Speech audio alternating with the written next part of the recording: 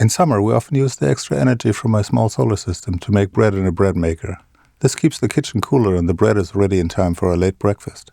It also means we can get a really good sourdough bread without having to take care of it all day. What works best for us is a 24-hour rhythm. In the morning, we mix 325 milliliters of water, 500 grams of flour, and a little olive oil and let it rest for about an hour. After an hour, we add 9 grams of salt and 15 grams of sourdough starter. That's not much at all, but the sourdough has 24 hours to rise. We mix everything together, put a lid on the bowl, and let it sit until the evening. Then, we put it into the bread maker and set the timer for the time we want it to be ready. It's important to use the longest rising time the machine has. In our case, the program takes 6 hours, but we are sleeping, so that's perfectly fine. When the program is done, we take out the bread and let it cool down for about 45 minutes. If we can wait that long. And that is usually the moment when we mix the flour, water, and oil for the next day. Bon appétit!